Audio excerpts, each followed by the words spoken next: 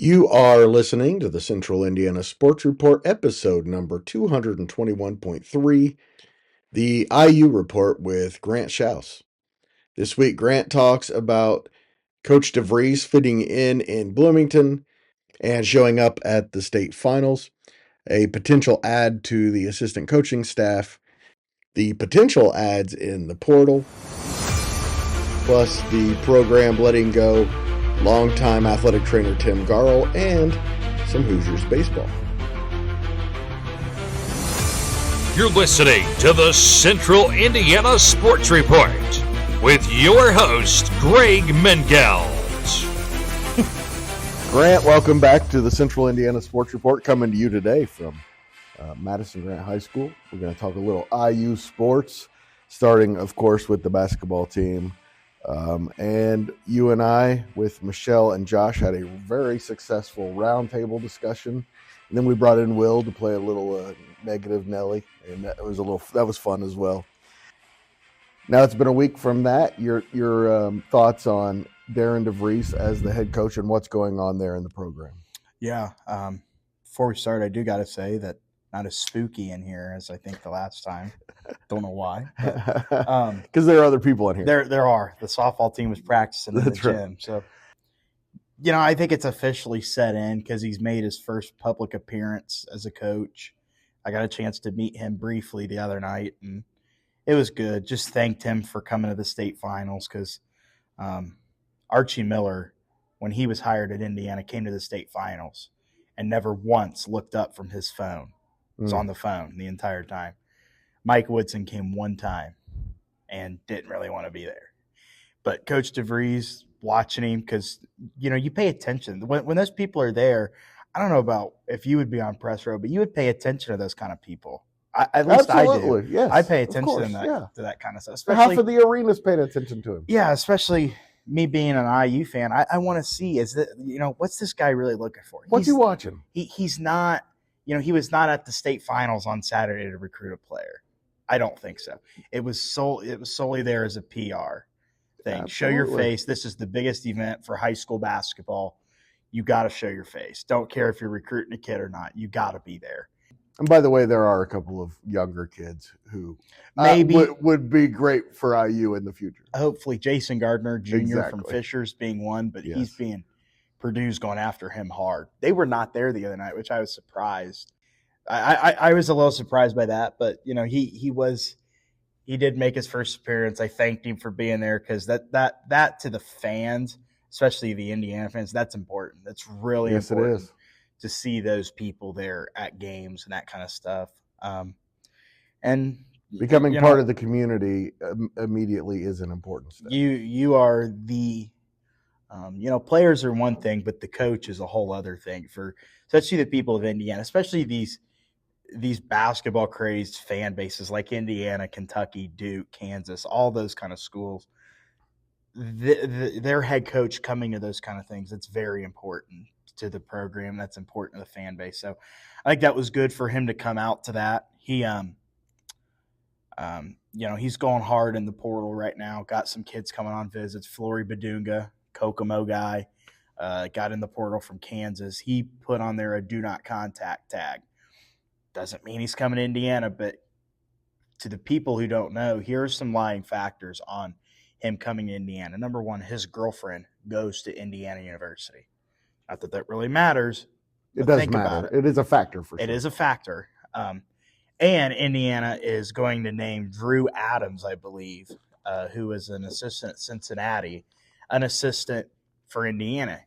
Drew Adams was Flory Bidunga's AAU coach and recruited him hard at the University of Cincinnati. So that plays a factor. And the fact that it's Indiana. I mean, he spent, when he came here to the United States, 3 years here in Indiana. He's a high school basketball player, won Mr. Basketball. So, and things have changed at IU, and so the situation has changed. Yeah. Maybe that's why he didn't go to IU in the first place. It probably is. And I think Indiana has a really good chance at landing him. I don't want to say it's a lock, but I think they, because you don't really know, but the kid's going on a visit, and then you factor in those other things like his girlfriend, the assistant coach, and now the head coaching change. The question you start to raise now, did he get in the portal from Kansas because of the changes at Indiana? Because maybe he wanted to come to Indiana.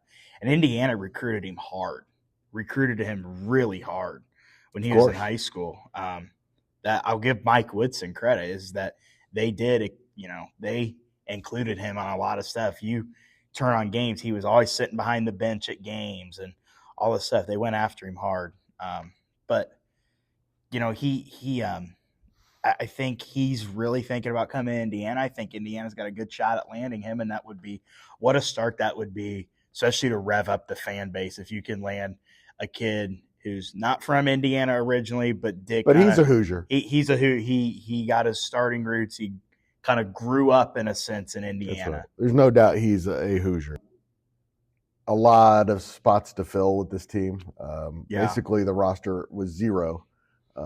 Essentially, after the announcement was made. And I think that's probably a good thing. You don't have to go through the Tom Crean years like you did when that roster was empty. And you're looking at guys like Flory, who else can come in here. And look, I think it's hard to put a team together of a bunch of guys from a bunch of different places and be good right away. You could definitely put a roster and be competitive. And that's what Indiana people want. They want they want change, and they want it they don't want to regress as far as they did in the last 4 years. They want change, and so immediately you have to get guys that can make that change. And I'm not saying winning a national championship is change. I'm not saying just winning the Big Ten, but being better, the style of basketball being better. With the roster essentially being at zero right now, not really a concern in my opinion. At this point, it's March 31st. I mean, look at these other programs like Arkansas last year and Michigan. They didn't start getting recruits until mid to late April. Then that's when their roster started to form. Those teams went to the NCAA tournament. They went to the Sweet 16 in the first year under a new coach. And Indiana's going to get guys. May not be guys that the fan base really thought of, or that Indiana people really thought of, but they're going to get guys. And you already have a high school kid coming in with Trent Sisley. He's already coming in. He's not decommitted. Almost for sure you're getting Tucker DeVries, literally the coach's son. And you feel really good about Flory Bidunga coming in as a transfer, and maybe Luke Goody getting an additional year of eligibility. You can start to build off of that a little bit. And you have guys coming in on visits. Connor Enright from DePaul, averaged about 10 points at DePaul this year.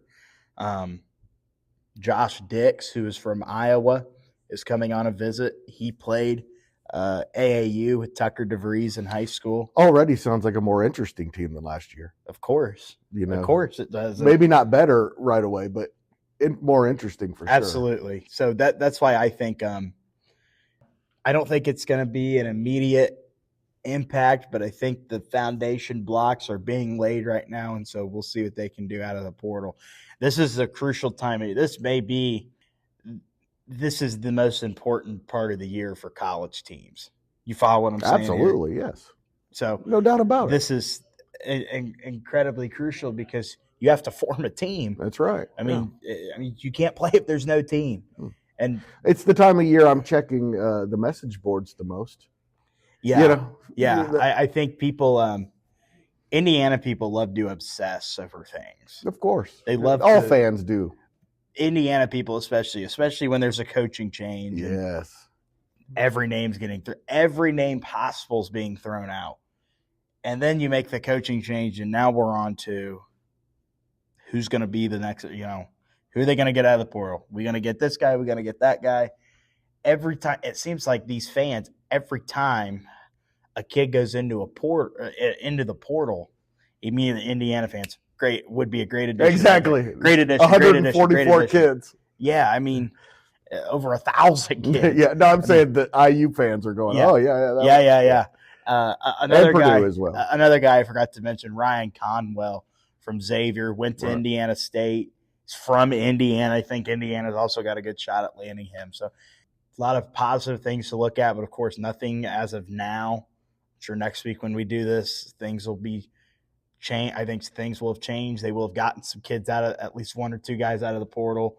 But as of right now, I think things are starting to swing and trend upward for Indiana basketball when it comes to the portal. Any other names that you're looking at that that would make you go, oh, that's interesting, Indiana kids? And honestly, the one that sticks out to me is Flory, because I somewhat know him, and you want him. You want him. I want him to come. Cream and Crimson very badly. Really would like to see him in Bloomington. If you're listening, Flory, we want you in Bloomington. We want you. You know who I am, man. you know who I am. I talked to a guy at the state finals last week who is a Kokomo guy. He's their sports information director, Dean Hockney. Of course, yeah. I went to him and I said, I'm sure you've heard. He goes, I heard. This is a couple hours after he announced he was going into the portal. And I said, I'm sure you've heard. And he goes, yeah, I've known for a while. And I said, well, why do you think? He goes, he just wasn't playing. I mean, he just wasn't getting minutes like he was at the beginning of the year. The kid was playing a lot. He was a backup.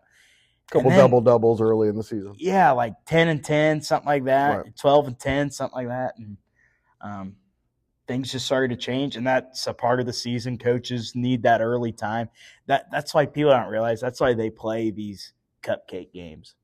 They need to figure stuff out. Exactly, yeah. And you can figure stuff out. Plus easy wins games on your career resume. Exactly, and easy wins for your record and your tournament resume. And and you're giving these smaller schools opportunities. But yeah, that's why they play those smaller teams and kind of these bye games, as you would call them, to figure stuff out. And so things change. People, guys then don't play as much as they did in November compared to January and February. So I think Flory kind of got caught up in that because Bill Self and them were just trying to figure it out. Where does this kid sit? Where can we put him in game action? And I don't think they thought he was good enough to play against Big 12 competition. But if he comes to Indiana, I think he's going to start right away. Oh, yeah, the leap between freshman and sophomore year can be here. Yeah, and we're all saying this, and he may not even come to Indiana. He may, end up Notre Dame or freaking Butler. I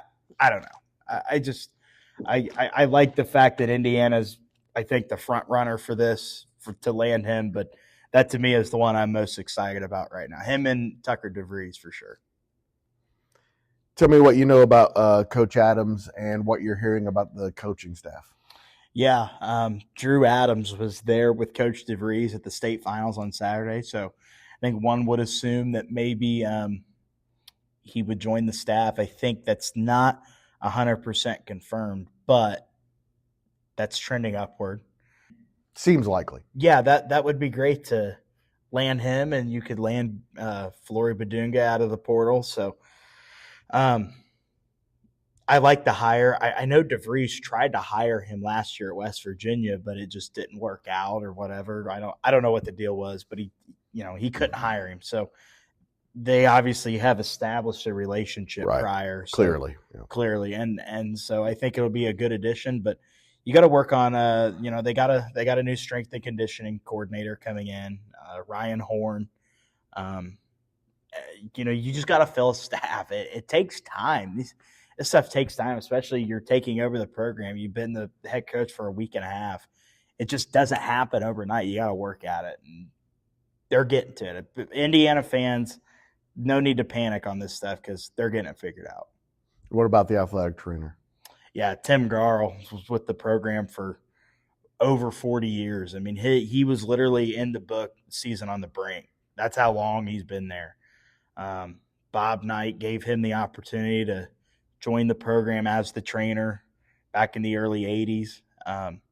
Ralph Lloyd, who's the athletic director, was a part of that too. And he's been there through all the head coaches. Think about it. Bob Knight, Mike Davis, Kelvin Sampson, Tom Crean, Archie, Mike Woodson, and didn't get to stay for Coach DeVries. But I honestly don't know what happened. I know there has been kind of a scandal with an old doctor, Dr. Brad Bomba, that was going on, and some inappropriate behavior with him, with players way back in the day, and it's just starting to come out. And I don't know if Tim Garl's name got kind of caught up in that. I don't know. I don't want to speculate. That could be a factor. I don't know. And it could be where Coach DeVries just wants to, bring in his own guy. I mean, I don't know why that really matters. Or maybe Indiana just thought it was time. I mean, the guy has been there forever. He's one of those where, like, if you're not a dialed-in fan, you don't even know who he is. Of course, yeah. But, like, for me, those kind of guys are like, those guys have been there for forever. And they go unnoticed and they go unrecognized. And to me, that's sad. I mean, because these are guys that have dedicated, like him and Dr. Larry Rink, who's been there a long time as well. They've dedicated so much time to that program, and no fans like recognize it. They're just some other guy. Nobody really thinks about it. Don Fisher is kind of like that too, the radio guy. He's one of those where he's been there since 1975. He's been there for 1973 through the perfect season. Yeah, he's been there for 50 years, and I think he's kind of next and in line. The thing is that the head coach has no, he doesn't say who calls the game. And if you came in and got rid of Don Fisher, you would be a villain. Oh my gosh, I would lose my mind.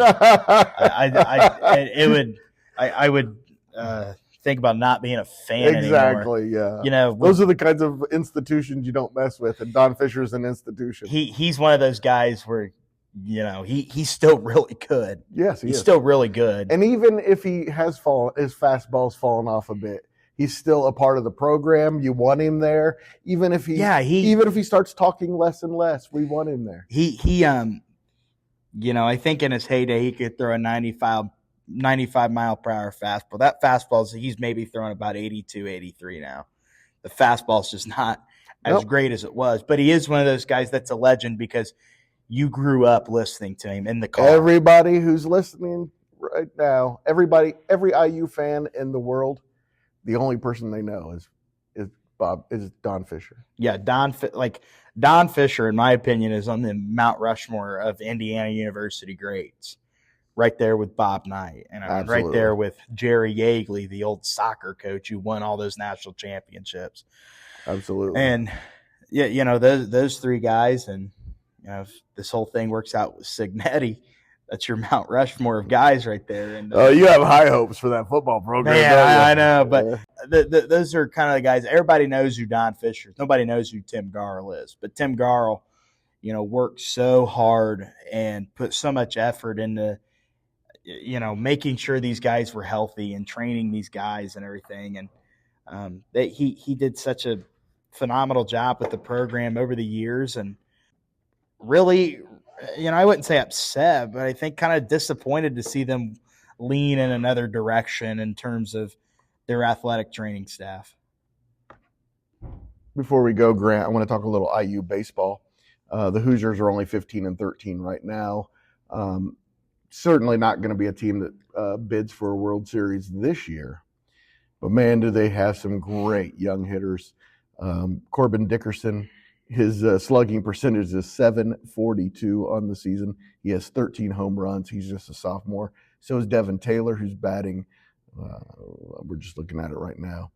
.375. His on-base percentage is .496. Jake Hanley has been incredible all season. His batting average is .398. And then a freshman, Cooper Malamazian, is batting .364. His slugging percentage .667. And he's starting to hit home runs as well and leads the team with 11 doubles. So looks like this year's IU baseball team isn't going to be great, but it's the future. If they can get some really good pitching, looks really good. Hopefully. I mean, that facility they play in is beautiful, Bart Kaufman Stadium. Jeff Mercer has been the coach there for a few years, and actually one of his assistants is Scott Rowland, who played Major League Baseball. Actually was a really good high school basketball player. But they've had in Evansville, right? Jasper, you're close. Same thing. Yeah, same thing. He actually, fun fact, which I know we'll talk about this guy later, he was on the Indiana All-Star team briefly with Sharon Wilkerson. Oh, yeah. So But he's been there for a while, and IU's had the greats come in. Kyle Schwarber, I think, is the first one that comes to mind. Absolutely. But they there's a lot of work to do. The baseball season can get complicated. I mean, the season it's long. Yeah, and there's so many more games left, and baseball is one of those sports where they can they can catch fire at any time. And just had a series with USC, lost 2 out of 3, but the last loss was 13-12. Those bats, of course, look at the last 4 games: 12 runs, 13 runs, 5 runs, 13 runs against USC, UCLA. They've had a tough schedule here to start the Big Ten. It's a heartbreaker. Lose 13-12 like that. I think they were down 13-8 and scored some runs late, something like that. But still, really a good game. Number 18, Louisville on Tuesday in Bloomington. Louisville is always a great program. Of course, Corbin Dickerson originally was going to play at Louisville, so it's interesting. And then Michigan State this weekend, a Big Ten opponent. And then coming up soon in April, they're going to play Ball State at Victory Field. I always play them there. It'd be kind of cool to go to. It would be very cool. Think about that. Maybe. All right. April 8th. Can't wait for that. Thank you so much, Grant. Always love talking IU sports, especially about the basketball team. So we'll do it again next week. Yep. Thanks for having me. And thank you for listening. If you'd like to see the Central Indiana Sports Report continue to grow and thrive, please share these episodes with your friends and family. Thank you in advance.